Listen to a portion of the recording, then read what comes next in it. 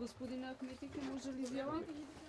Сам, без придружба на шефот на кабинетот, кој најчесто е придружник на лидерот на ДУИ на средбите со лидерите на останатите партии, Али Ахмети на тет-а-тет средба на Бихачка со Зоран Заев.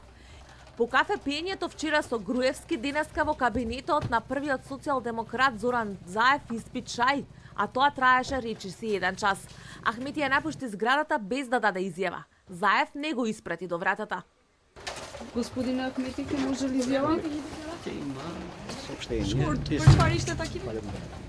Од партиите веднаш по завршување на средбата пратија соопштенија до збор идентични и синхронизирани. На средбата начелно се разговараше за ставовите на двете страни кои што ги застапуваат во овој период без навлегување во детали или разговори за одделни конкретни прашања. Во следниот период за очекување е дека ќе продолжат средбите меѓу двете страни, за што јавноста благовремено ќе биде информирана. Денешната средба меѓу лидерите на ДУИ СДСМ ја најавија како можност вчера од ДУИ. Од партијата за 24 вести известија дека до крајот на неделата Ахмети ќе се сретне со сите инволвирани во опциите што се намаса во Мала Речица.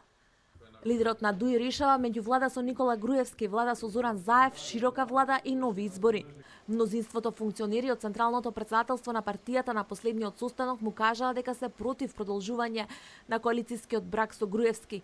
Дел од нив брифираат дека средбата денеска ја толкуваат како попување на пулсот на Заев од страна на Ахмети за нивните услови.